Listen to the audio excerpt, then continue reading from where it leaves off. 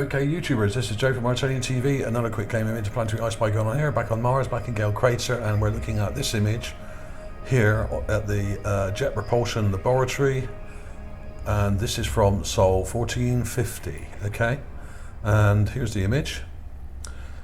Looks like a typical Mars image when you look at it. Lots of small rocks and bits of broken debris lying around, smashed up and strewn all over the place. And then there's this thing here, near the top. Well, it's sort of to the left of the image here. And I've just found it on the Gigapan as well. I've got it in the Gigapan here. And it looks to me like it could be a petrified or fossilized or preserved creature of some sort. Now, this is the Gigapan. Credit to Neville Thompson for this. You can see what looks like a beak-like structure here, or head, and possible limbs sticking out, and a possible wing structure here. Now, this may just be a rock that happens to be shaped like a dead creature, but there seems to be an awful lot of these in this area. Some of them look like dogs, some of them look like dinosaurs, some of them look like other things. All sorts of strange creature-shaped rocks. Now, is it possible that Olympus Mons exploded many years ago, don't know how long ago, on Mars? The largest volcano in our solar system may well have destroyed or preserved some of the creatures on the surface, killed them initially, but preserved their bodies. Is that possible? Could there have been a massive pyroclastic event that preserved the creatures on the ground and left them in a death posture like some of these guys in Pompeii, in Italy? Is that possible? I mean, it is a very large volcano, and it could have possibly wiped out life on the planet, or most of it, a number of times in the past. We really don't know. And it looks similar to me to a pterosaur of some sort. Now, let me just show you the raw image again. It's just over here. Here's the Gigapan. Now I'm going to zoom out of the Gigapan just to show you where to look. Links will be below for all these images, by the way, so you can check all this. It's not very large. I would say this is only about 5 or 6 inches across. I really couldn't tell you how big it is exactly. When you zoom out, it looks very small, but of course we don't know how far away it is, but it's not very large. It's literally 5 inches or less. It could even be 3 inches.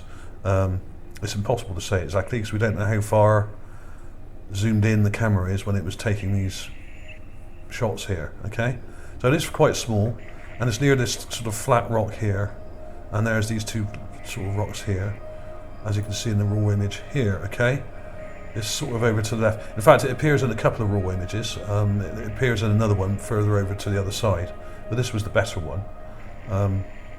So there we go. Is it a pterosaur? Could it be? Let me show you my enhancements that I've done. First of all, I'll show you the raw image. We'll go through and just quickly show you this. I'll put these in at the end anyway, so you can really pause them and have a good look. Here's the raw clip. Now, of course, these have been downgraded and compressed, these images, so there's quite a lot of grunge in this image. But even with that, it's fairly clear, and you can see what look like limbs sticking out here. 1, 2, 3, 4, perhaps, and a wing-like structure kind of going back here, and a head, and what looks like an eye socket or an eye, with this rather strange nose or beak or whatever it's supposed to be. I mean, this may not be a creature at all. It may just be some shale rock or sediment that's formed on some rocks and kind of broken off and ended up looking like a dead creature that's been preserved. We don't actually know. This is pure speculation, of course. Let's look at the enhancement. Now, I've not gone crazy with the enhancement there. I've basically played around with the contrast and color corrected the image and added a bit more depth to it just to bring out the shapes. And you can really see this eye here, neck, rather odd shaped head, and what looks like a wing structure sticking back here with 1, 2, 3, kind of 4 limbs maybe. Now, who's to say? I mean, who's to say? I mean, I don't know. Here it is, slightly more enhanced, but of course you can only go so far with these images because they have been downgraded quite considerably, and they're quite poor quality JPEGs when you zoom in. They're okay if you don't zoom in, of course, but if you don't zoom in, you don't find anything. It kind of looks better from this sort of distance here, and a little bit clearer, because obviously we're zooming into quite a low quality image, and if you get too close, it does pixelate. So it does kind of look clearer from this sort of distance. Who's to say? Okay, thanks for watching, everybody. Is it a pterosaur? Is it just a rock that looks a bit like a dead pterosaur that's been preserved? Hang on a minute. Got some pterosaur, kind of pterodactyl type pterosaur illustrations here. Here's one from Earth illustration. There's many types of these. There's about 20 types of them. They've all got different shaped heads and beak sort of structures. Some have got very long beaks, some have got teeth, some don't have teeth, or just have kind of bird-like beaks. Some look like dragons, like this one here. You know, this may well be where our mythical stories of dragons come from. It could be harping back to a time when we had pterosaurs flying around. And of course they may not have all died out when all the dinosaurs were supposed to have died out. Some of these creatures on Earth may have survived for many millions or tens of thousands of years later, and may well have been seen by people, which is where the dragon myths on Earth possibly came from. Here's a diagram here. Well, here's an illustration with all the different types we have on Earth, or had on Earth. And as you can see, they come in all shapes and sizes. They got all different shaped heads and beaks and different configurations for different types of feeding, like birds do. Some have got huge, great big fins on the back of their head, like sails.